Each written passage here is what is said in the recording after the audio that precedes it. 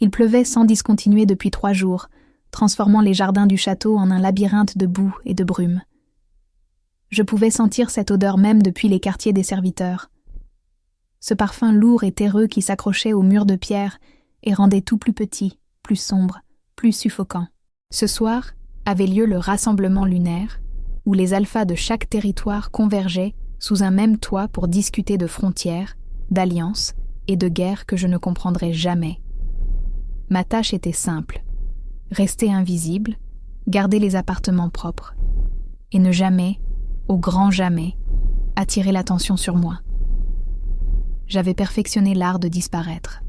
À 19 ans, je travaillais au château depuis 4 ans, et pendant ce temps, j'avais appris que les filles comme moi, humaines, aux cheveux clairs, sans nom de famille digne d'être mentionné, étaient destinées à se fondre dans le décor. Nous étions les mains qui changèrent les draps, les ombres qui frottèrent les sols, les silhouettes silencieuses qui n'existaient que pour servir.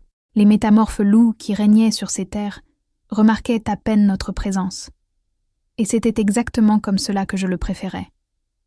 La sécurité résidait dans l'invisibilité. Ma mère avait aussi été servante ici, avant que la fièvre ne l'emporte. Elle me disait souvent que la gentillesse était le seul héritage qui vaille la peine d'être laissé. Même quand ils ne te voient pas, me murmurait-elle en me tressant les cheveux. Toi, tu les vois. Et la manière dont tu traites ceux qu'on ne voit pas révèle tout de ton cœur. Je portais ces paroles comme un talisman secret, bien que je me demandasse parfois si la gentillesse avait une quelconque importance dans un monde bâti sur la force et la domination. Les étages supérieurs bourdonnaient d'énergie ce soir. Je pouvais l'entendre même en montant l'étroit escalier de service, les bras endoloris par le transport de draps frais. Des voix grondaient à travers les murs, profondes, autoritaires, chargées de ce genre d'autorité qui me faisait instinctivement redresser le dos. Le rassemblement lunaire réveillait quelque chose de primal chez les métamorphes, quelque chose qui crépitait dans l'air comme un éclair avant l'orage. Je gardais les yeux baissés en passant devant un groupe de loups en visite dans le couloir. Leur conversation s'éteignit dès qu'ils me remarquèrent. Je sentis leur regard glisser sur moi avec désintérêt avant qu'ils ne reprennent leur discussion sur les différents territoriaux. Parfait. Invisible. Je me glissais dans la chambre que l'on m'avait assignée. L'une des suites réservées aux visiteurs de haut rang.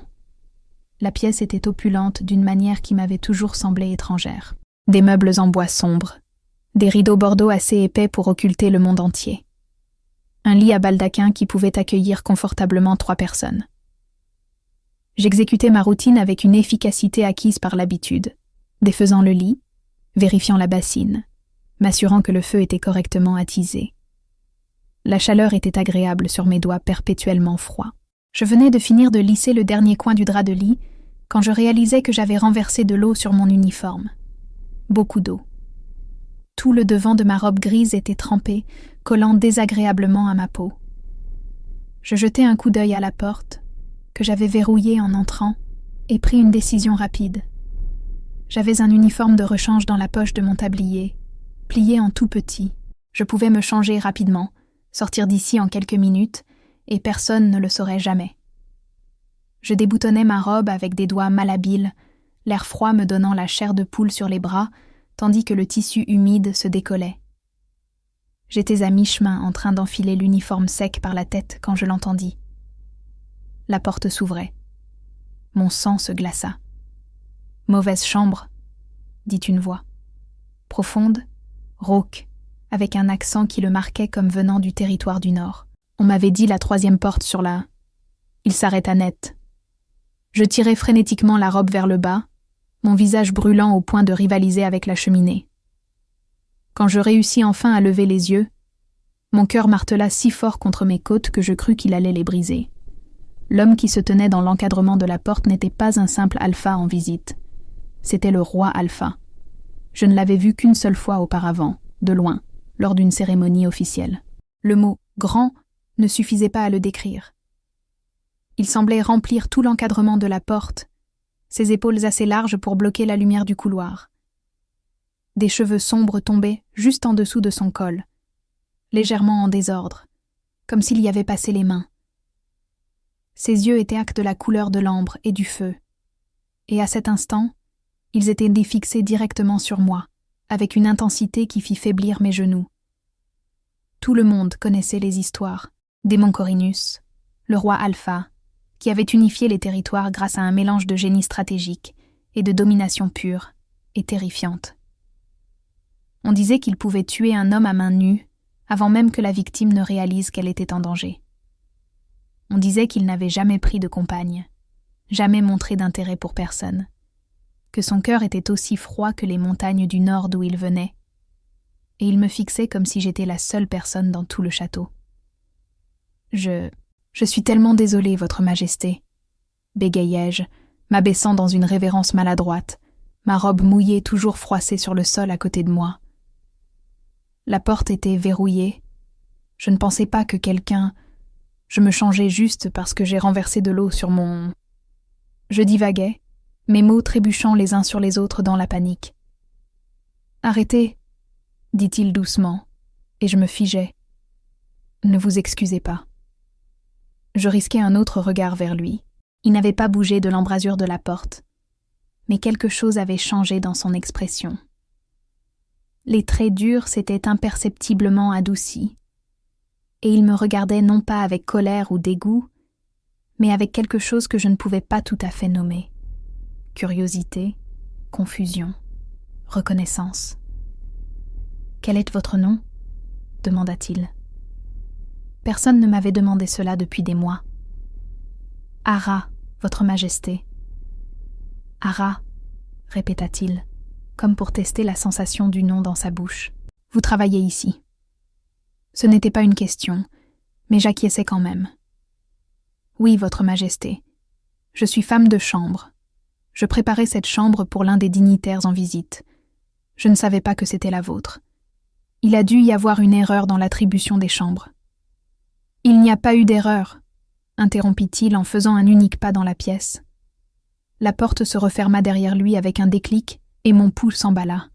« C'est ma chambre, mais je ne m'attendais pas à ce qu'elle soit occupée. » La façon dont il prononça « occupée » la fit paraître presque agréable, comme si ma présence ici n'était pas une intrusion, mais une découverte. J'avalais difficilement ma salive, pleinement consciente de mon apparence. Les cheveux s'échappant de mon chignon, l'uniforme enfilé à la hâte, le visage rouge d'embarras. Tout ce que ma mère m'avait appris sur le fait de rester invisible venait de voler en éclats en l'espace de 30 secondes. « Je vais partir immédiatement », dis-je en me penchant pour ramasser ma robe mouillée et le linge sale. « Encore une fois, je suis si... » J'ai dit « Ne vous excusez pas ». Sa voix était plus ferme maintenant, portant le poids du commandement qui faisait hurler mes instincts d'obéir. « Et ne partez pas tout de suite. » Je me redressai lentement, serrant le paquet de tissu contre ma poitrine comme un bouclier. « Votre Majesté. » Il se rapprocha, et je sentis son odeur. Du pain, de la fumée, et quelque chose de sauvage qui fit reconnaître en lui un prédateur à mon cerveau reptilien. Mais il s'arrêta à une distance respectueuse, ses yeux scrutant mon visage avec une intensité qui donnait l'impression d'être lu dans une langue que je ne parlais pas. « Depuis combien de temps travaillez-vous ici ?» demanda-t-il. « 4 ans, Votre Majesté. »« Et en 4 ans, nous sommes-nous déjà rencontrés ?» Je secouai la tête. « Non, Votre Majesté. Je travaille principalement dans l'aile des serviteurs.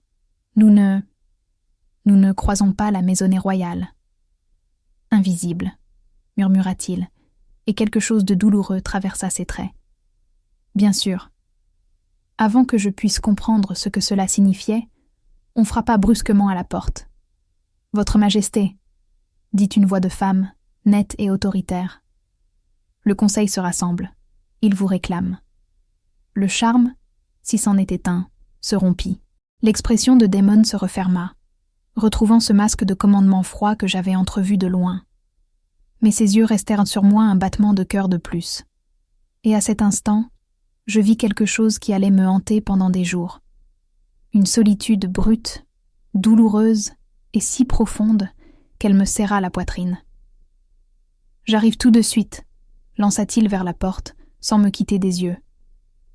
Puis, plus bas, « Comment avez-vous dit que vous vous appeliez déjà ?»« Ara » Votre Majesté. Il hocha lentement la tête, comme pour graver ce nom dans sa mémoire. Hara aux cheveux clairs. Ce n'était pas une question, mais je me sentis hocher la tête quand même. Je n'oublierai pas, dit-il, et d'une manière ou d'une autre, je savais qu'il le pensait. Puis il se tourna et sortit, me laissant debout au milieu de sa chambre, le cœur battant la chamade, et avec le sentiment distinct et terrifiant que ma vie venait de changer d'une manière que je ne pouvais commencer à comprendre. La robe mouillée dans mes bras était devenue froide, mais je le remarquais à peine. Tout ce à quoi je pouvais penser, c'était la façon dont il m'avait regardé. Pas à travers moi, pas au-delà de moi, mais moi, comme si j'étais réelle, comme si j'avais de l'importance, comme s'il avait attendu toute sa vie pour entrer dans la mauvaise chambre. Le sommeil ne vint pas cette nuit-là. Allongé dans mon lit étroit des quartiers des serviteurs, je fixais le plafond tandis que la pluie poursuivait son assaut implacable sur le château. Autour de moi, les autres servantes ronflaient doucement, épuisées par les préparatifs sans fin du rassemblement lunaire. Mais mon esprit ne voulait pas se calmer, rejouant ces quelques minutes dans la chambre, encore et encore, comme une mélodie que je ne pouvais chasser. Je n'oublierai pas. Qu'est-ce que cela signifiait? Pourquoi le roi Alpha se soucierait-il de se souvenir du nom d'une femme de chambre? J'avais vu la façon dont les métamorphes puissants regardèrent les humains, quand ils prenaient la peine de regarder. Nous étions des choses temporaires, fragiles, dans leur monde de vie séculaire et de force surnaturelle. Oubliables par nature. Mais ils ne m'avaient pas regardé, comme si j'étais oubliable. Quand l'aube se glissa enfin par la petite fenêtre au-dessus de mon lit, je me levai avec les autres et m'habillai dans un silence mécanique. Mon uniforme me semblait différent, comme si le tissu lui-même se souvenait d'avoir été vu. Pensée ridicule. Je tressai mes cheveux clairs avec une efficacité bien rodée, les épinglai fermement contre mon crâne et rejoignis la procession de serviteurs se dirigeant vers les cuisines pour nos tâches du matin. « Tu as une mine affreuse », me murmura Mira, la fille qui dormait dans le lit à côté du mien. Elle avait 17 ans, des cheveux sombres et des yeux vifs, avec une beauté qui attirait parfois l'attention des loups de rang inférieur.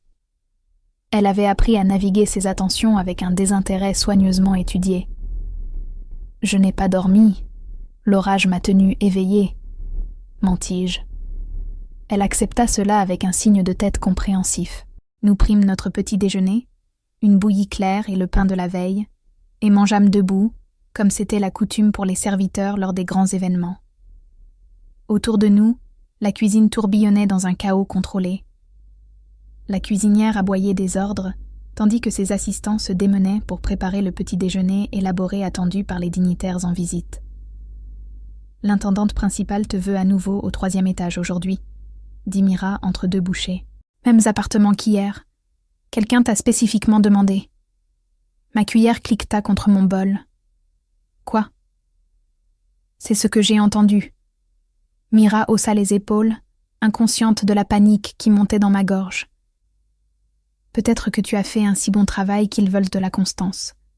Tu as de la chance. Le 3e étage vaut mieux que de récurer le grand hall n'importe quel jour. Mais la chance n'avait rien à voir là-dedans, et nous savions toutes les deux que les demandes pour des serviteurs spécifiques n'étaient jamais arbitraires. Quelqu'un avait demandé à me voir par mon nom, et il n'y avait qu'une seule personne qui avait appris mon nom la nuit dernière. Le 3e étage semblait différent à la lumière du jour. L'atmosphère oppressante du rassemblement lunaire avait cédé la place à un silence tendu et vigilant. Je croisais des loups dans les couloirs, certains cuvant les boissons de la veille, d'autres engagés dans des conversations basses et sérieuses qui s'arrêtaient à mon approche.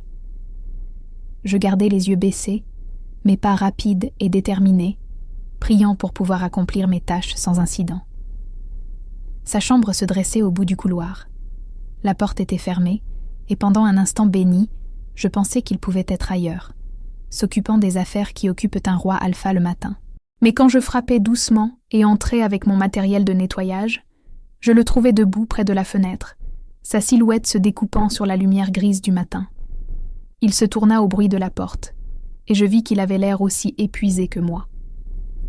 Des cernes sombres ombraient ses yeux ambrés, et ses cheveux étaient encore plus en désordre que la veille.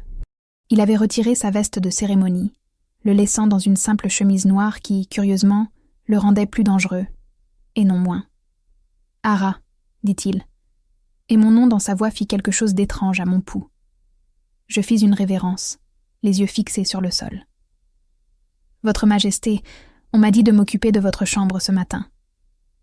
Si vous préfériez quelqu'un d'autre, je ne... » Il s'éloigna de la fenêtre, et je l'entendis s'installer dans l'un des fauteuils près de la cheminée. « Continuez votre travail. Je ne vous dérangerai pas. » C'était bien là le problème. Sa simple présence était une perturbation suffisante. Je sentais son attention sur moi alors que je me déplaçais dans la pièce, changeant l'eau de la bassine, rangeant les papiers éparpillés sur son bureau, ajoutant du bois au feu. Chaque mouvement me semblait hyper conscient, comme si mon corps s'était soudain souvenu qu'il pouvait être observé. « Vous faites cela depuis longtemps », dit-il après plusieurs minutes de silence. Ce n'était pas une question.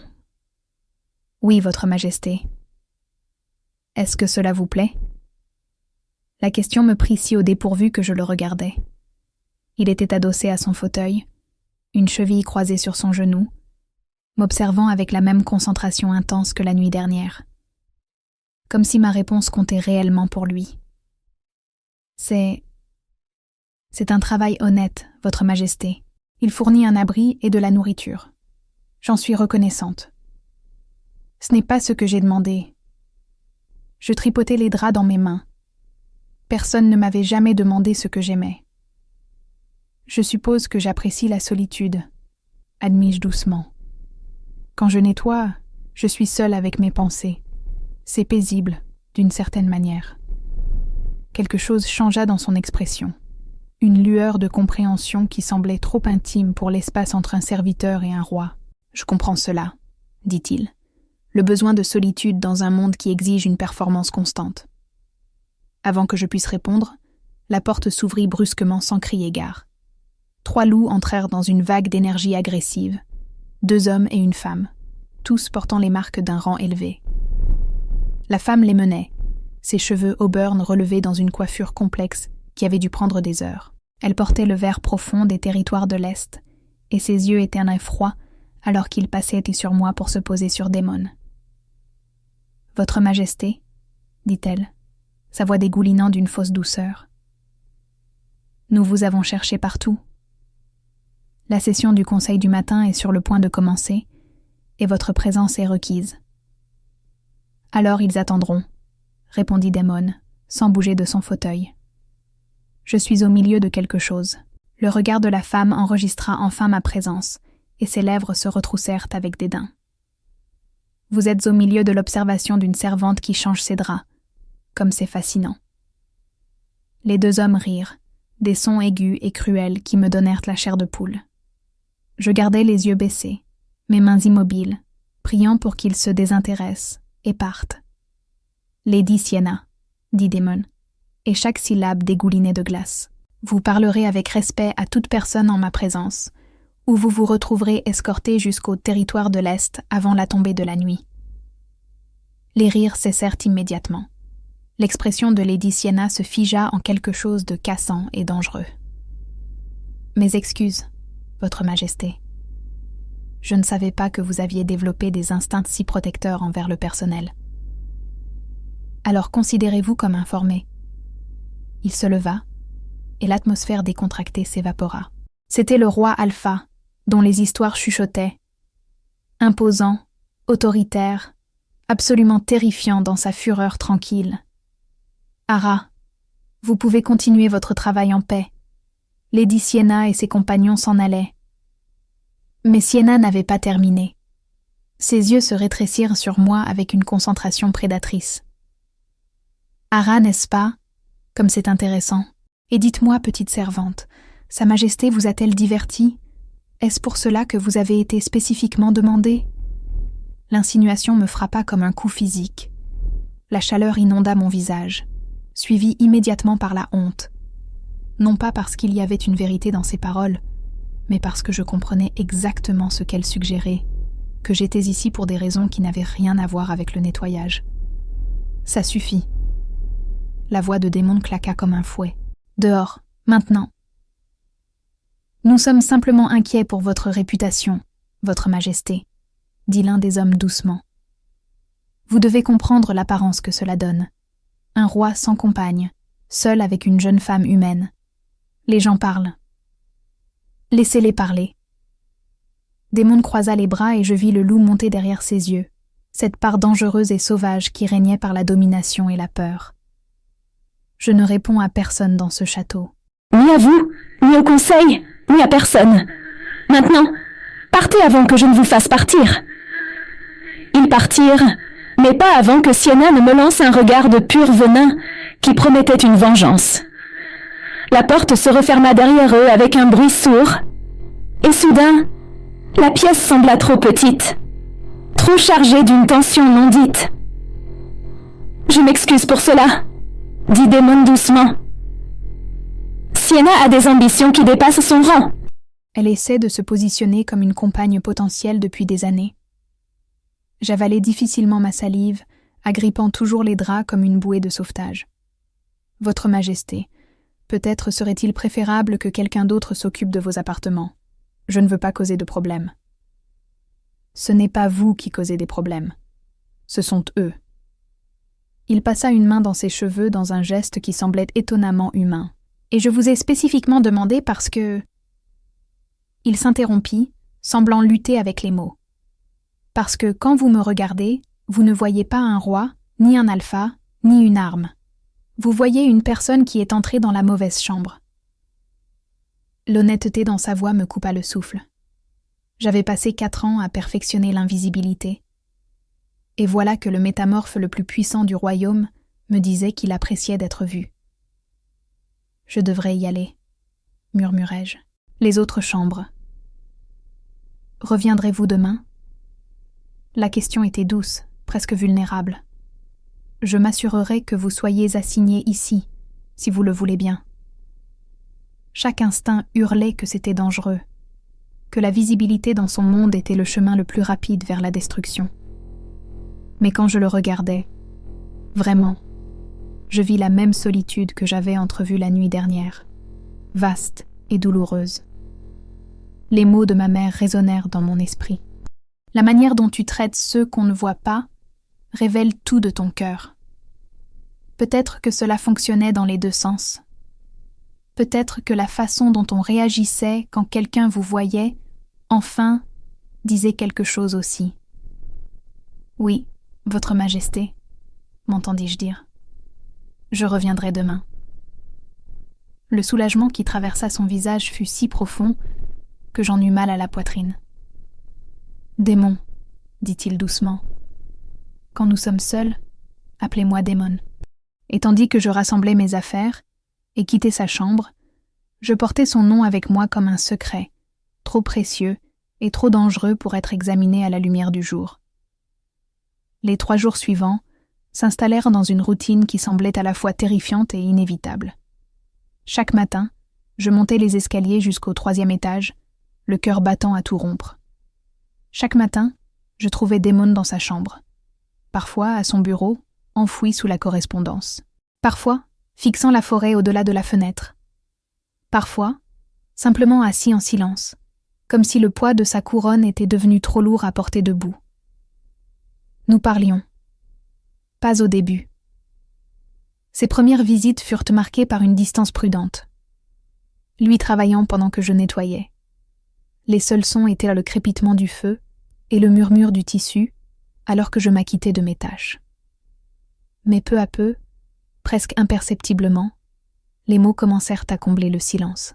De petites choses au début, des observations sur le temps, des commentaires sur l'histoire du château, des questions sur mon travail qui semblaient réellement curieuses plutôt que condescendantes. Il me parla des territoires du Nord, où il avait été élevé, où l'hiver durait 8 mois, et où les loups couraient en liberté dans des forêts si anciennes qu'elles possédaient leur propre magie. Je lui parlais de ma mère, de comment elle chantait en travaillant, de comment elle rendait même les plus petites tâches pleines de sens. Il m'interrogea sur ma vie avant le château, et je me surpris à partager des souvenirs que j'avais gardés enfermés.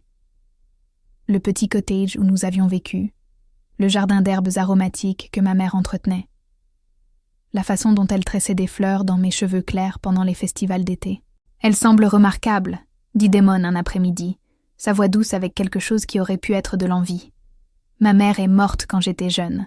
Je me souviens à peine de sa voix. »« Je suis désolée, » murmurai-je, interrompant mon travail.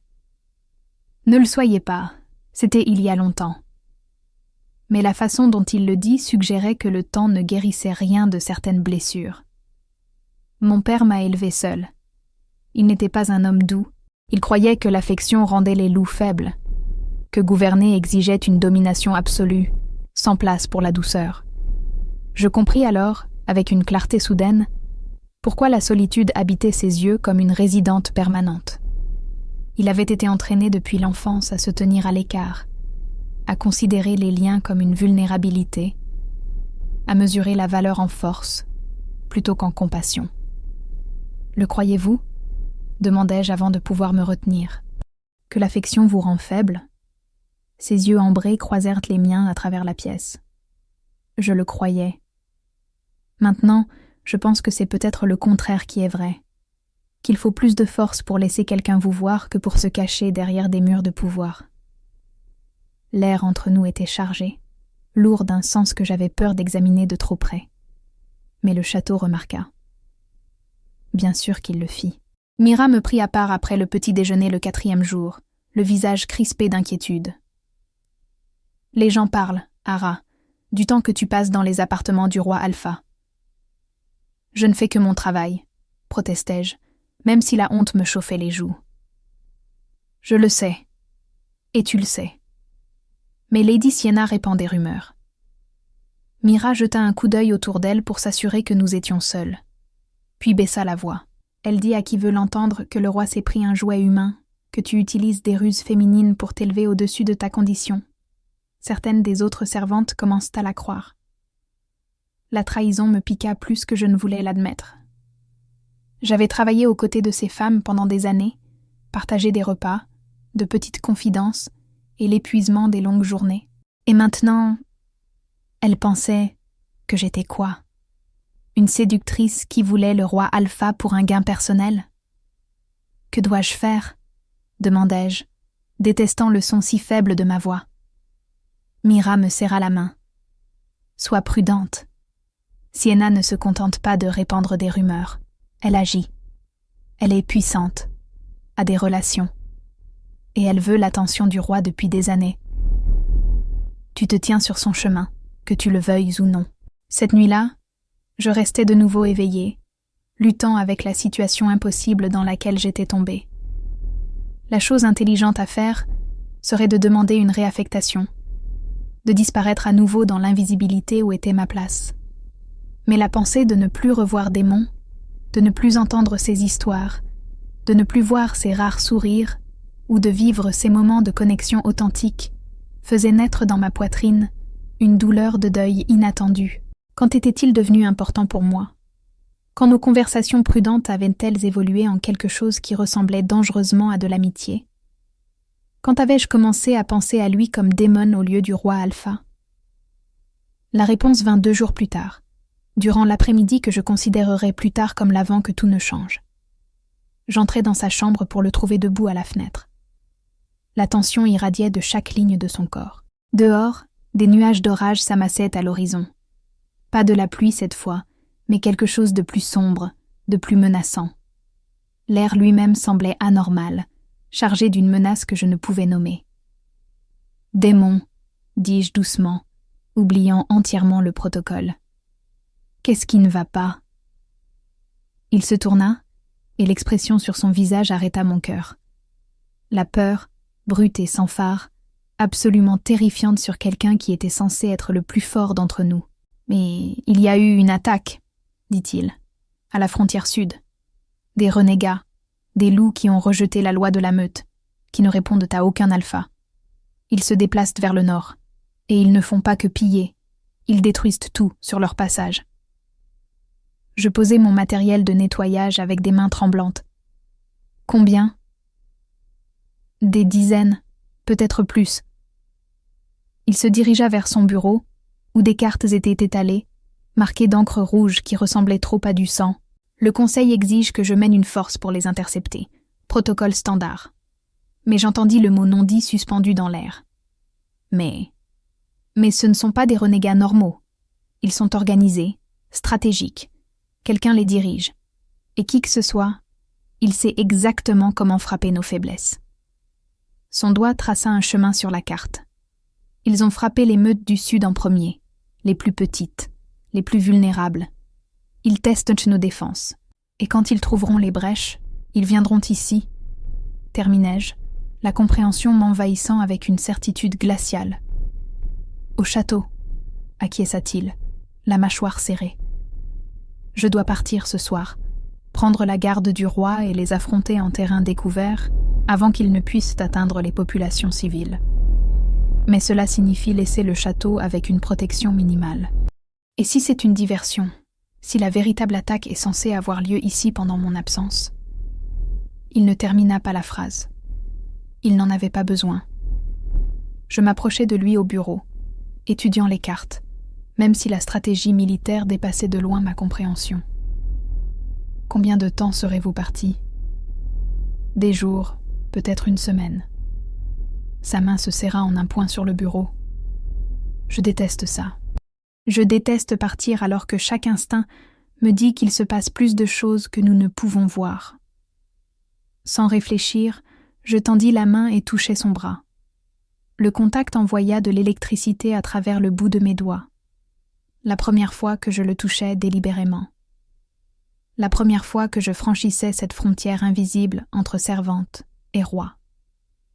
Il se figea, ses yeux tombant là où ma main reposait sur sa manche. « Vous trouverez une solution », dis-je doucement, le pensant de chaque fibre de mon être. Vous êtes le roi Alpha. Vous avez affronté pire que cela et survécu. Vraiment? Sa voix était à peine un murmure. Parfois, je pense que je n'ai fait que courir d'une bataille à l'autre, sans jamais m'arrêter assez longtemps pour me demander pourquoi, sans jamais demander s'il est censé y avoir plus dans l'existence qu'une guerre constante. Il y en a, dis-je. Il doit y en avoir. Il se tourna vers moi, et soudain nous étions trop proches. Assez proches pour que je puisse voir les éclats d'or dans ses yeux ambrés. Assez proches pour sentir la chaleur qui émanait de son corps. Assez proches pour que, lorsqu'il leva la main et glissa une mèche de cheveux clairs derrière mon oreille, le geste semble à la fois incroyablement intime et complètement naturel. « Ara », souffla-t-il. Et mon nom sur ses lèvres sonnait comme une prière. Une confession et une question, tout à la fois. La porte vola en éclats. Nous sursautâmes, alors que des loups se déversèrent dans la pièce. Des membres de la garde du roi, les visages graves et urgents. Derrière eux venait Lady Sienna, son expression un mélange tordu de triomphe et de rage. « Votre Majesté », dit le capitaine de la garde, évitant soigneusement de me regarder. « Nous devons partir maintenant. Les rapports disent que les renégats ont changé de direction. Ils se déplacent plus vite que prévu. Si nous ne les interceptons pas dans les prochaines heures, ils atteindront les villages à l'aube. » L'expression de Daemon se ferma d'un coup, l'homme vulnérable, disparaissant derrière le masque du roi Alpha. « Rassemblez la garde. Nous partons dans 15 minutes. » Les loups se dispersèrent pour obéir.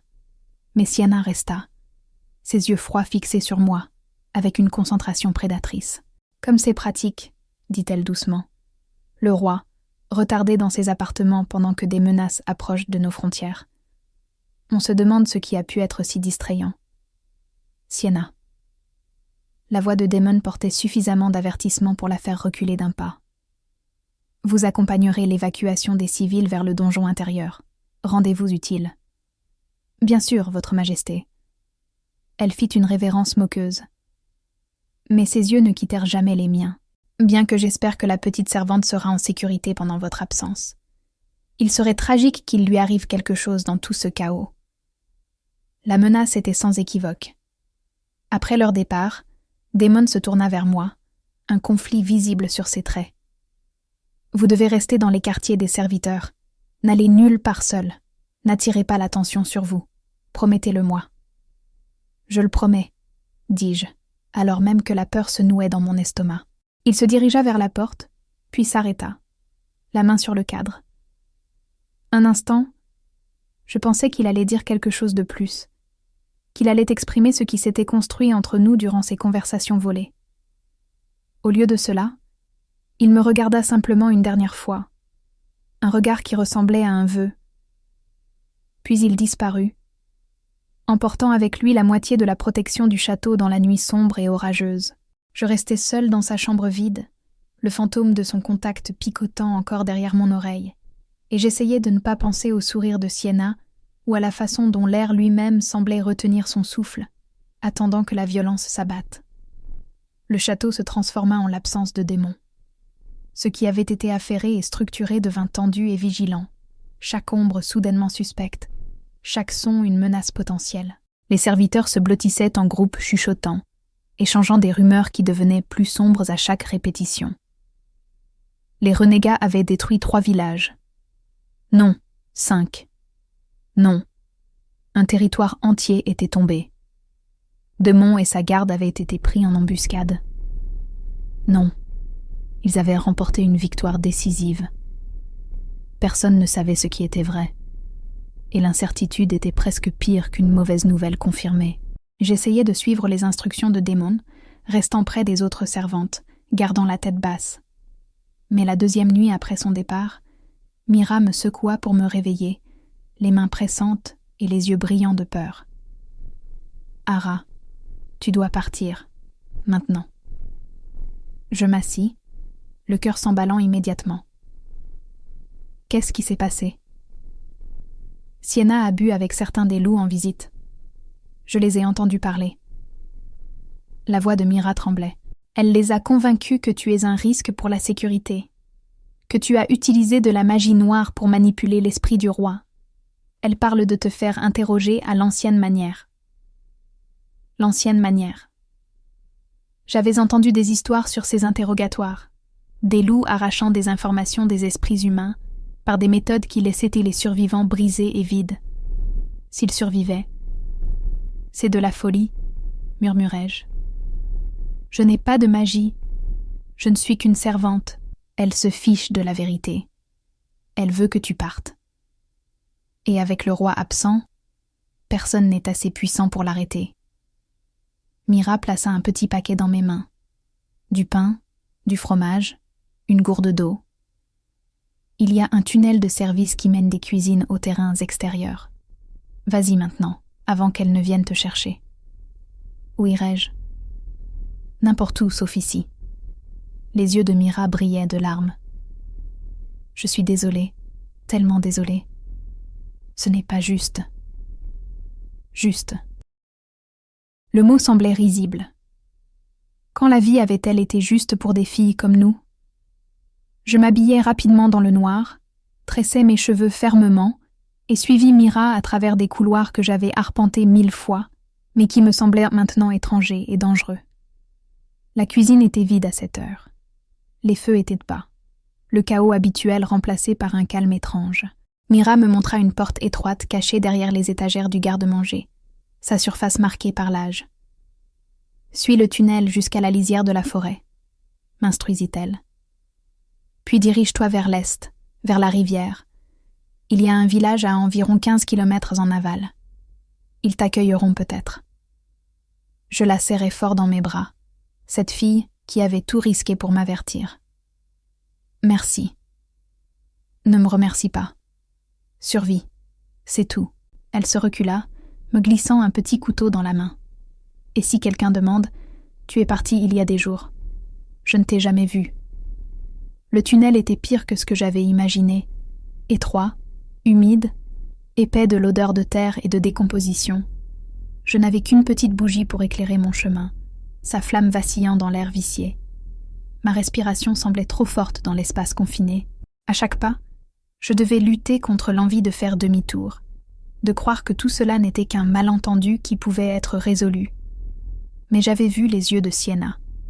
Il n'y aurait ni résolution, ni pitié.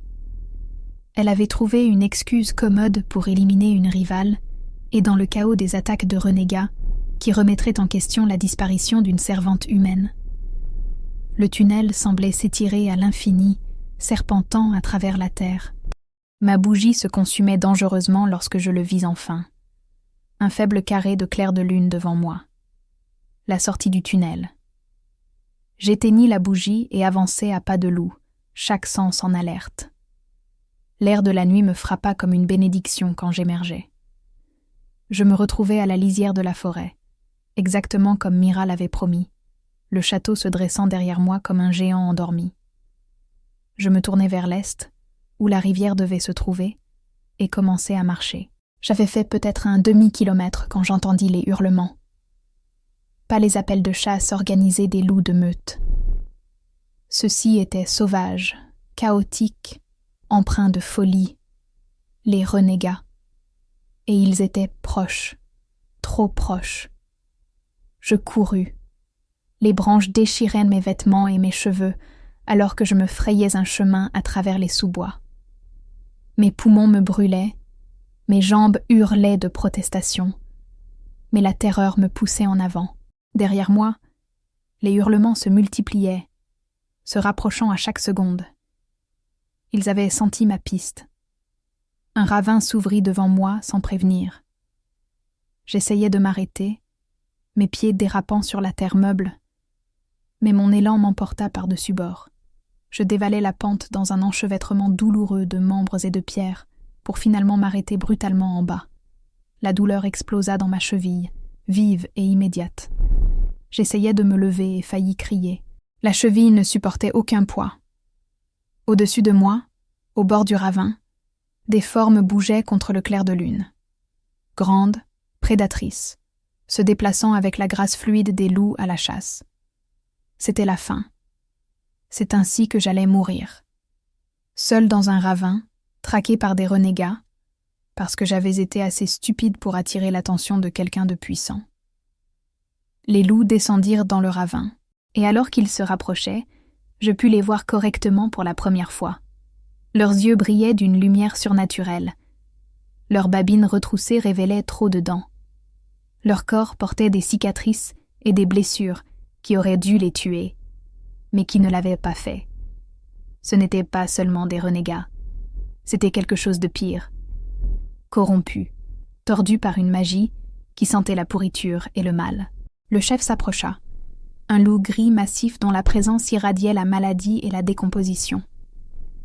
Il reprit forme humaine, révélant un homme dont le corps était couvert de veines noires qui pulsaient comme si elles étaient vivantes. « Tiens, tiens », dit-il, sa voix un râle humide. « Qu'avons-nous là ? Une petite humaine, toute seule dans le noir. » Il inspira profondément. Et couverte de l'odeur du roi Alpha. Comme c'est intéressant. Je me pressais contre la paroi du ravin. Le petit couteau que Mira m'avait donné serré inutilement dans ma main tremblante. « S'il vous plaît », murmurai-je, détestant la faiblesse dans ma voix, mais incapable de l'arrêter. « Je ne suis personne. Je ne suis qu'une servante. »« Personne », répéta-t-il en riant, un son comme des eaux qui se brisent. « Oh non, petite humaine, tu es exactement celle que nous cherchions. » La faiblesse du roi, livrée directement entre nos mains. La compréhension s'abattit sur moi, comme de l'eau glacée. Ce n'était pas un hasard.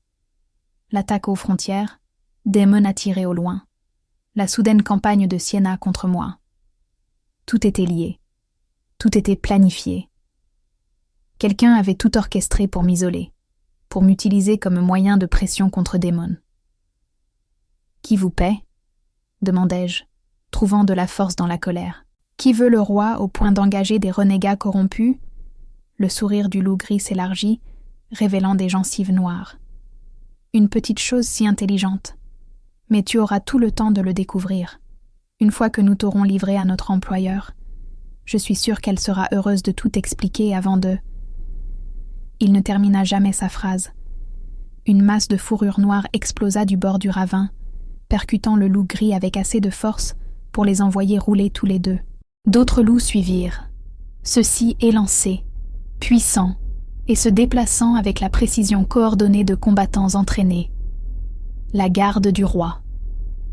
Et à leur tête, plus grand que tous les autres, sa fourrure sombre brillant comme de l'eau à minuit, se trouvait Démon.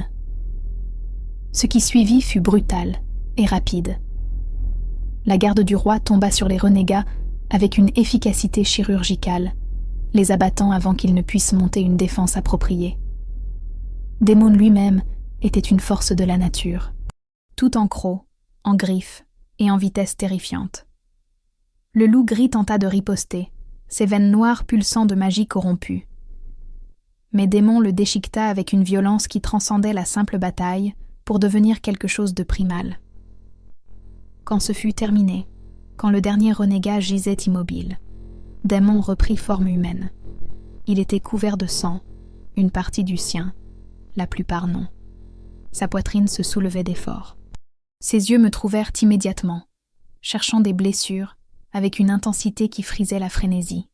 « Ara » souffla-t-il.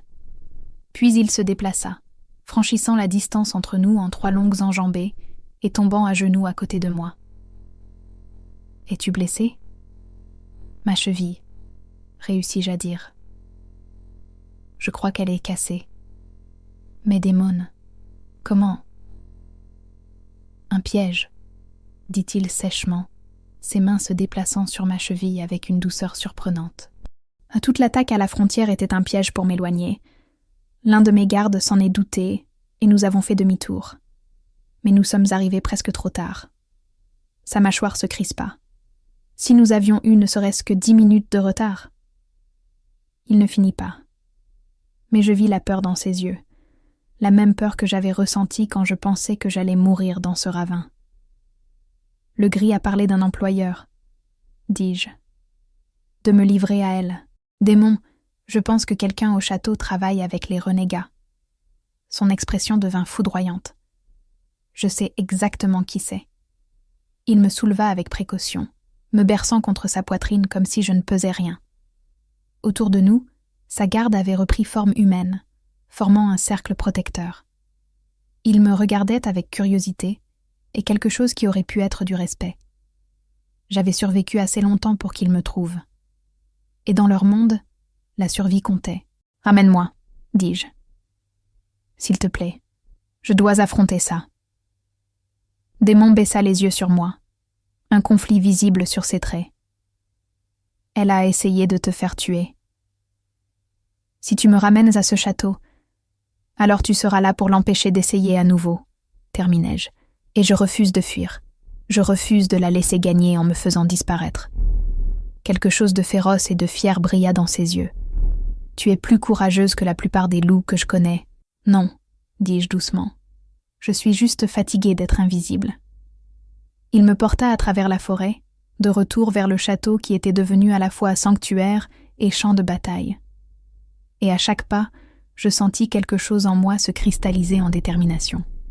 Sienna avait essayé de me détruire, avait utilisé la haine, la jalousie et la corruption pour abattre quelqu'un qu'elle considérait comme indigne de son attention. Mais elle avait commis une erreur critique. Elle avait supposé que je me briserais facilement. Et elle avait oublié que même les invisibles, lorsqu'ils sont enfin vus, projettent des ombres qui peuvent engloutir des royaumes entiers. Le château était en plein chaos à notre retour. La nouvelle de l'attaque des renégats s'était répandue, et des loups arpentèrent les couloirs, armes tirées, les yeux fiévreux des séquelles de l'adrénaline et de la violence. Démon me porta par l'entrée principale plutôt que par les tunnels de service. Un choix délibéré qui envoyait un message clair à tous ceux qui nous voyaient. Le roi Alpha, ensanglanté par la bataille, berçant une servante humaine dans ses bras, comme si elle était la chose la plus précieuse au monde. Les chuchotements commencèrent immédiatement. Il m'emmena directement dans ses appartements, ignorant les regards et les conversations murmurées qui suivaient notre sillage. À l'intérieur, il me déposa délicatement sur son lit, le même lit que j'avais fait des dizaines de fois, qui me semblait maintenant incroyablement étranger. On fit venir une guérisseuse, une vieille louve nommée Tessa, qui examina ma cheville avec des gestes efficaces et pragmatiques. « Grosse entorse, pas cassée », annonça-t-elle. « Ne posez pas le pied dessus pendant 1 semaine. Utilisez cette pommade 2 fois par jour. » Elle me tendit un petit pot qui sentait les herbes et quelque chose de plus piquant. « Vous avez de la chance, ma petite. La plupart des humains n'auraient pas survécu à ce que vous avez traversé ce soir. » Après son départ, Damon fit les 100 pas dans la pièce comme un animal en cage. Trop d'énergie sans savoir où la diriger. Il avait nettoyé le sang, mais sa chemise était toujours déchirée, révélant des aperçus de ses muscles durs. J'essayais de ne pas le fixer. « Raconte-moi tout, » dit-il enfin. « Depuis le début. Que s'est-il passé après mon départ ?» Je lui parlais de l'avertissement de Mira, des accusations de magie noire de Sienna, du tunnel, du ravin et des paroles du loup gris sur un employeur. À chaque détail, l'expression de Damon s'assombrissait, devenait plus dangereuse. Au moment où j'eus fini, je pouvais voir le loup monter derrière ses yeux, cette partie de lui qui résolvait les problèmes avec des crocs et des griffes. « Elle a essayé de te faire exécuter sur la base d'accusations fabriquées, » dit-il, sa voix d'un calme mortel. « Puis, quand tu t'es échappé, elle a envoyé des renégats corrompus pour te traquer. Tout ça pour éliminer ce qu'elle percevait comme une concurrence pour mon attention. »« Mais c'est plus que ça, n'est-ce pas ?» dis-je. Les renégats étaient trop organisés, trop préparés. Quelqu'un planifie ça depuis longtemps, utilisant la jalousie de Sienna comme couverture pour quelque chose de plus grand. Il arrêta de faire les 100 pas et me regarda avec un air qui ressemblait à de l'émerveillement. « Tu le vois aussi, le schéma sous le chaos. »« Je suis doué pour remarquer les choses, » dis-je doucement. « C'est ce que font les gens invisibles. Nous observons, nous écoutons, nous voyons les liens que les autres manquent parce qu'ils sont trop occupés à être vus. » On frappa à la porte. Sec, autoritaire. Le capitaine de la garde de Damon entra sans attendre la permission, le visage grave. « Votre Majesté, nous la tenons. Lady Sienna. » Elle tentait de fuir par la porte est avec 2 coffres de bijoux en or. Quand nous l'avons arrêtée, elle a attaqué les gardes. Il marqua une pause. Nous avons dû la maîtriser de force. « Amenez-la dans la salle du trône, » ordonna Damon. « Rassemblez le conseil. Il est temps que la vérité éclate. » Il se tourna vers moi, un conflit évident sur ses traits. « Tu devrais te reposer. Ta cheville. »« Je viens avec toi, » dis-je fermement. « Ça a commencé à cause de moi. Je dois voir la fin. » Ara, la salle du trône pendant une accusation formelle n'est pas un endroit pour... Pourquoi? Une humaine? Une servante? Je croisai son regard sans ciller. « C'est toi qui m'as dit que tu m'avais spécifiquement demandé parce que je vois la personne au lieu du roi. Eh bien, la personne que je vois en ce moment essaie de me protéger en m'enfermant comme quelque chose de fragile. Mais je ne suis pas fragile, démon. J'ai survécu cette nuit parce que j'ai refusé de me briser. Ne me rends pas à nouveau invisible en me laissant derrière. » Le silence s'étira entre nous, tendu comme la corde d'un arc. Puis, lentement, il sourit.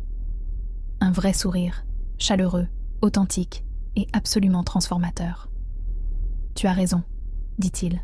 « Pardonne-moi, je n'ai pas l'habitude qu'on me défie. »« Alors c'est probablement bon pour toi, » répliquai-je, et il rit. Un vrai rire qui sonnait rouillé par le manque d'usage, mais tout à fait authentique. Il m'aida à me mettre debout, supportant la majeure partie de mon poids, alors que nous nous dirigions vers la salle du trône. La grande salle se remplissait déjà de loups. Des membres du conseil, des dignitaires en visite qui étaient restés pendant la crise, des membres de haut rang de la meute, tous murmurant entre eux à propos de ce rassemblement de minuit sans précédent. Ils se turent lorsque Damon entra, leurs yeux suivant notre progression commune vers l'estrade où se trouvait son trône. Il m'installa sur une chaise à côté du trône. Pas derrière, pas caché dans l'ombre, mais là, à la vue de tous. La déclaration était sans équivoque, et j'entendis le souffle coupé de plusieurs sources. Une humaine assise à la droite du roi Alpha, lors d'une procédure formelle. Inouï. Scandaleux. Parfait. Lady Sienna fut traînée quelques instants plus tard, sa coiffure élaborée maintenant en désordre, sa robe verte déchirée et sale. Mais ses yeux froids et calculateurs, brûlaient d'une fureur impénitente. Elle n'avait pas l'air vaincue. Elle ressemblait à un prédateur acculé se préparant pour une dernière attaque. Lady Sienna des territoires de l'Est. La voix de Damon résonna dans la salle. portant tout le poids de son autorité. Vous êtes accusé de complot pour meurtre, d'avoir engagé des renégats corrompus pour attaquer un membre de cette maisonnée et de trahison envers la couronne.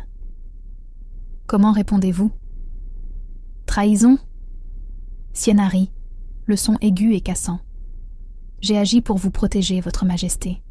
Cette humaine, elle cracha le mot comme du poison, a utilisé de la magie noire pour obscurcir votre jugement, pour vous faire oublier votre devoir de trouver une compagne appropriée, de produire des héritiers qui peuvent réellement se transformer et défendre nos territoires.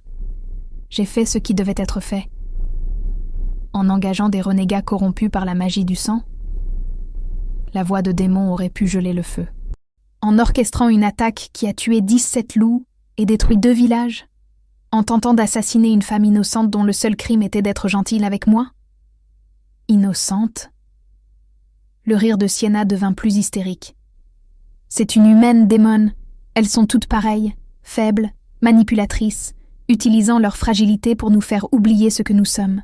Votre père aurait honte de vous voir assis là avec cette petite souris aux cheveux clairs à vos côtés, comme si elle comptait. Je vis Démon tressaillir à la mention de son père. Cette blessure toujours à vif malgré les années. Et à cet instant, je compris toute la profondeur de ce sur quoi Sienna avait compté. Que le conditionnement de l'enfance de Démon, ses leçons brutales sur la force, la domination et la faiblesse de l'affection, l'emporterait indéfiniment sur le lien que nous avions tissé. Elle l'avait sous-estimé. Mon père, dit Démon doucement, dangereusement, était un tyran qui régnait par la peur et qui est mort seul, pleuré par personne. Il m'a appris que le pouvoir venait de l'isolement, que se soucier des autres vous rendait vulnérable. Et pendant des années, je l'ai cru. J'ai construit des murs si hauts que rien ni personne ne pouvait m'atteindre. Je suis devenu exactement ce qu'il voulait, une arme avec une couronne. Il se leva, descendant du trône pour se tenir directement devant Sienna. Puis une femme aux cheveux clairs et aux mains douces est entrée dans ma vie par accident, et elle a vu en moi quelque chose que j'avais oublié exister. Pas le roi Alpha, pas l'arme, juste une personne. Quelqu'un de seul, de fatigué et désespéré d'avoir une seule connexion authentique dans un monde d'alliances calculées.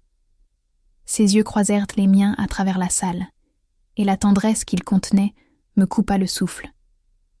Elle m'a montré que la force ne consiste pas à dominer les autres.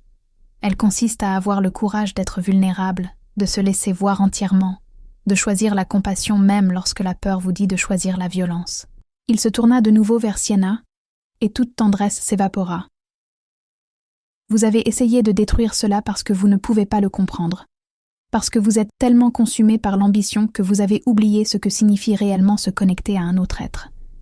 Et dans votre jalousie, vous vous êtes allié à des forces qui auraient détruit tout ce que nous avons bâti.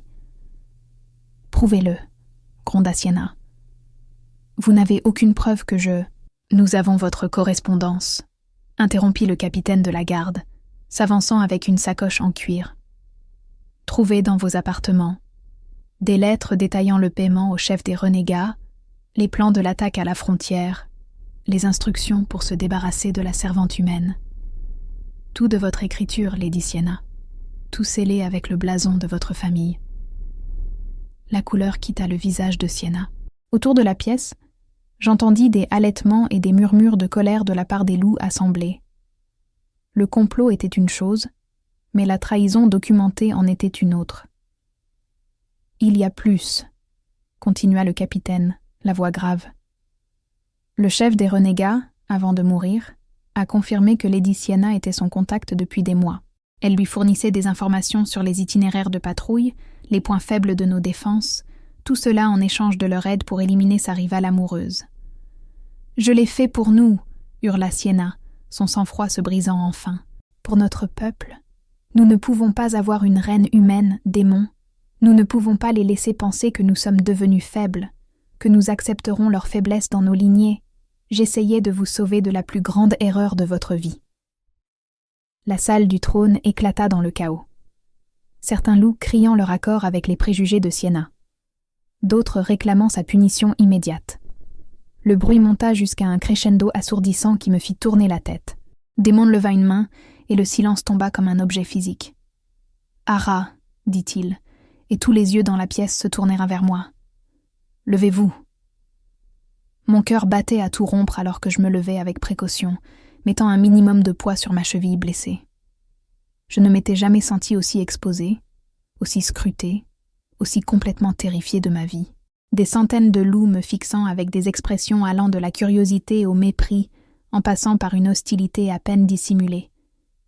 Demon s'approcha de moi, prenant ma main dans la sienne.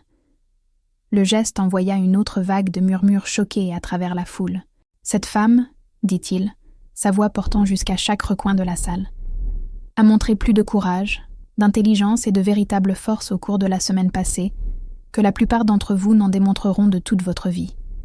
Elle a survécu à un complot d'assassinat, s'est échappée en territoire hostile avec une cheville cassée, et a tenu bon assez longtemps pour être secourue, malgré le fait d'être traquée par des renégats corrompus. Elle a fait tout cela non pas parce qu'elle a une force surnaturelle ou des siècles d'expérience, mais parce qu'elle a refusé d'abandonner, parce qu'elle a choisi de survivre. » Il se tourna pour faire face au conseil assemblé, moi toujours à ses côtés. J'ai passé tout mon règne à essayer d'être à la hauteur de l'exemple de mon père, froid, distant, insensible aux considérations émotionnelles. Je pensais que c'était ce que le leadership exigeait, mais j'avais tort. La vraie force ne consiste pas à construire des murs, elle consiste à avoir le courage de les abattre. « Votre Majesté », intervint l'un des membres les plus âgés du conseil, sa voix prudente. « Nous comprenons votre affection pour cette humaine, mais vous voyez sûrement les complications. Une reine humaine ne peut pas défendre nos frontières, ne peut pas se transformer, ne peut pas porter de louveteau. Les considérations pratiques seules sont irréfutables, » interrompit Démon. « Parce que je ne demande pas votre approbation, je vous informe de ma décision. Ara restera à mes côtés, quelle que soit la capacité qu'elle choisira. Si cela signifie en tant que ma compagne et future reine, alors vous l'accepterez ou vous vous retrouverez à répondre des mêmes accusations de trahison que Lady Sienna. » La menace plana dans l'air comme de l'acier tiré. Plusieurs membres du conseil semblaient vouloir argumenter davantage, mais l'expression sur le visage de Démon, ce mélange parfait de loup, de roi et d'autorité absolue, les garda silencieux. « Quant aux accusations de faiblesse, continua Démon, que je sois clair. Tout loup qui considère la compassion comme une faiblesse, qui pense que régner par la peur est le seul chemin vers la force, peut me défier directement, ici et maintenant. Je serais ravi de démontrer exactement à quel point je suis devenu faible. » Personne ne bougea, personne ne parla. Même les plus préjugés d'entre eux n'étaient pas assez stupides pour défier le roi Alpha en combat direct. Demon se tourna vers Sienna, et sa voix devint froide et définitive. « Lady Sienna, vous êtes par la présente dépouillée de votre titre et de vos terres. Vous serez exilée dans les terres désolées du Nord, où vous passerez le reste de votre vie, considérablement longue, à réfléchir aux conséquences de la trahison de votre roi. Garde, emmenez-la. » Alors qu'il traînait Sienna, hurlant des menaces et des malédictions qui résonnaient sur les murs de pierre, je sentis tout le poids de ce qui venait de se passer s'abattre sur moi. Demon venait de déclarer publiquement son intention de faire de moi sa compagne, avait menacé tout le conseil en mon nom, avait fondamentalement modifié le paysage politique de son royaume pour moi. Une femme de chambre aux cheveux clairs et sans nom de famille, digne d'être mentionnée. La salle du trône se vida lentement, les loups sortant en groupe de conversation chuchotées. Certains me lançaient des regards d'hostilité, d'autres de curiosité. Quelques-uns, étonnamment, quelque chose qui aurait pu être un respect réticent. Quand le dernier d'entre eux fut parti, quand il ne resta plus que Démon et moi dans l'immense salle vide, je me laissai enfin m'affaisser contre lui. C'était terrifiant, murmurai-je. Je sais. Ses bras m'entourèrent, stables et chauds. Je suis désolée. J'aurais dû te prévenir. J'aurais dû mieux te préparer. Non, l'interrompis-je. Je voulais dire terrifiant dans le bon sens, comme se tenir au bord de quelque chose d'immense et d'inconnu et choisir de sauter. Il se recula pour me regarder, ses yeux ambrés scrutant mon visage. Tu comprends ce que je viens de faire? Les implications? Tu as déclaré la guerre à des siècles de préjugés et de traditions parce que tu as refusé de laisser le passé dicter l'avenir, dis-je. Et tu l'as fait publiquement, d'une manière qui ne peut être reprise ou discrètement mise de côté. Je l'ai fait parce que l'alternative était de te perdre, dit-il simplement, et ce n'est pas quelque chose que je suis prêt à accepter. Ni maintenant, ni jamais.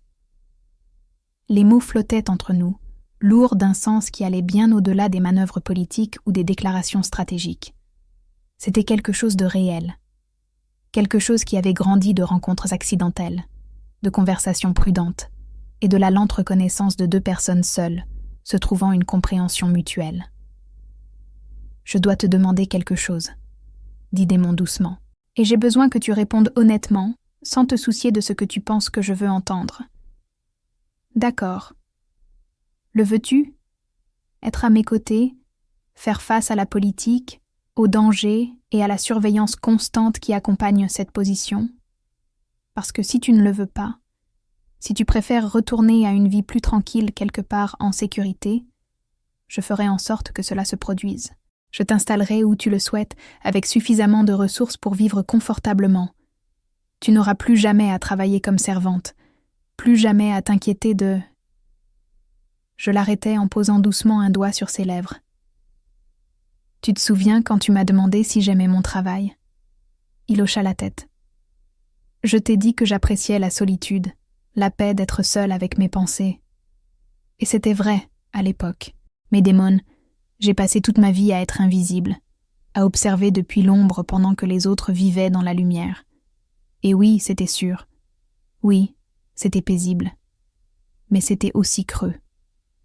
Je pris sa main, la pressant contre ma poitrine, où mon cœur battait la chamade de peur, d'espoir et de quelque chose qui ressemblait terriblement à de l'amour. Ces derniers jours avec toi, être vu, être entendu, être traité comme si j'avais de l'importance, c'est ça, la sensation de vivre réellement. Et je ne veux pas retourner à simplement exister. Je veux sauter de ce bord terrifiant et voir ce qui se passe. Le sourire qui se répandit sur son visage fut comme un lever de soleil perçant les nuages d'orage. Alors saute avec moi. Il m'embrassa alors. Pas le baiser politique et prudent de partenaires arrangés, mais quelque chose de réel, de brut, et rempli de mois de solitude, trouvant enfin un soulagement. Je lui rendis son baiser avec tout ce que j'avais, déversant toute ma peur, mon espoir et mon courage défiant dans ce seul point de connexion.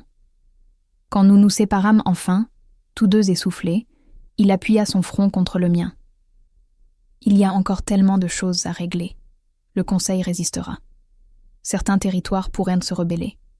Il y aura des défis et des complications que je ne peux même pas encore prévoir. Bien, dis-je. J'en ai assez du prévisible. Essayons l'impossible à la place. Il rit. Ce son rouillé et authentique qui devenait moins rare chaque jour. L'impossible donc. Les semaines suivantes furent un tourbillon de changements qui me laissa sans souffle. Démon tint parole. Je restai à ses côtés lors des réunions du Conseil, des réceptions diplomatiques, des sessions de stratégie avec ses conseillers militaires. Non pas comme un ornement silencieux, mais comme une participante dont les opinions étaient sollicitées et respectées. Cela ne me gagna pas d'amis parmi les loups les plus traditionnels, mais cela me valut quelque chose de plus précieux, la reconnaissance que ma place était là. Mira me rendait fréquemment visite dans mes nouveaux appartements, des pièces attenantes à celles de Démon, décorées avec une simplicité élégante qui me donnait plus l'impression d'être chez moi que n'importe quel autre endroit où j'avais vécu. Elle avait été promue intendante en chef, un poste qu'elle avait mérité par des années de service compétent, mais que Démon admettait librement être aussi une récompense pour m'avoir protégée quand cela comptait le plus. « Tu as causé un sacré scandale », dit-elle un après-midi, m'aidant à enfiler une robe de soie bleu profond qui coûtait probablement plus que ce que j'avais gagné de toute ma vie de servante. La moitié des territoires pense que Démon a perdu la tête. L'autre moitié parie sur combien de temps tu survivras aux luttes politiques intestines. Encourageant, dis-je sèchement. Mais, continua Mira avec un sourire, il y a aussi des humains qui commencent à postuler pour des postes au château. Des postes normaux, pas seulement des serviteurs. Quelques-uns ont même été acceptés en formation diplomatique. Ta présence ici, ta visibilité, ça change les choses. Le poids de cette responsabilité s'abattit sur moi. Je n'avais jamais demandé à être un symbole, jamais voulu représenter autre chose que moi-même. Mais l'intention n'avait pas d'importance quand la visibilité faisait de vous un paratonnerre pour le changement. Démon me trouva plus tard ce soir-là, debout sur le balcon de mes appartements, regardant la forêt s'étendre dans l'obscurité. Il enroula ses bras autour de moi par derrière, son menton reposant sur le sommet de ma tête. « Encore en train de trop réfléchir ?» demanda-t-il. « Je me demande si je suis à la hauteur, » admis-je. Si une femme humaine sans pouvoirs spéciaux ni lignée ancienne peut réellement faire une différence dans un monde de loups immortels. « Tu l'as déjà fait, » dit-il doucement. « Tu m'as appris que la force se présente sous des formes que nous ne sommes pas entraînés à reconnaître, que la capacité de choisir la gentillesse plutôt que la cruauté, l'espoir plutôt que le désespoir, la connexion plutôt que l'isolement, c'est un pouvoir qui surpasse toute capacité surnaturelle. » Je me tournai dans ses bras, levant les yeux vers cet homme, ce roi qui était entré dans la mauvaise chambre et avait changé nos deux vies de manière irrévocable. Que se passe-t-il maintenant ? Maintenant ? Son sourire était doux et plein de promesses. Maintenant, nous trouvons une solution ensemble. Nous construisons quelque chose de nouveau sur les ruines des anciens préjugés. Nous prouvons que différent ne signifie pas faible, que le changement n'est pas quelque chose à craindre, mais quelque chose à embrasser. Ça a l'air épuisant. Probablement, admit-il. Mais je ne vois personne avec qui je préférerais être épuisé. Je ris, me hissant sur la pointe des pieds pour l'embrasser correctement. Tu es très mauvais pour les déclarations romantiques. J'y travaille, murmura-t-il contre mes lèvres. Donne-moi quelques siècles, et je deviendrai peut-être bon à ça. Plus tard cette nuit-là, alors que j'étais allongée dans les bras de Démon, regardant le clair de lune dessiner des motifs sur le plafond, je pensais aux paroles de ma mère. La manière dont tu traites ceux qu'on ne voit pas révèle tout de ton cœur. Elle parlait de la gentillesse envers les autres, mais peut-être que cela fonctionnait aussi en sens inverse. Peut-être que la façon dont on réagissait quand quelqu'un vous voyait enfin, vous voyait vraiment, disait quelque chose de tout aussi important sur le courage, la valeur et le choix de revendiquer sa place dans le monde. J'avais passé 19 ans à être invisible, me déplaçant dans un monde qui n'enregistrait pas mon existence. Et puis, une nuit, un roi est entré dans la mauvaise chambre et m'a regardé comme si j'étais la seule personne qui ait jamais compté. Pas à cause de la magie, du destin ou d'un grand plan cosmique. Simplement parce qu'à ce moment-là, 2 personnes seules se sont reconnues. Le vent transportait l'odeur de pain et de possibilités par la fenêtre ouverte. Quelque part dans le château, des loups rôdaient, complotaient et chuchotaient sur le scandale de la fille humaine qui avait capturé le cœur du roi Alpha. Qu'ils chuchotent, qu'ils complotent. J'en avais fini d'être invisible. Et cette fois, quand le monde me regarderait, je le regarderais droit dans les yeux, avec Démon à mes côtés, sa main dans la mienne. Tous deux choisissant de sauter de ce bord terrifiant vers l'avenir impossible qui nous attendait.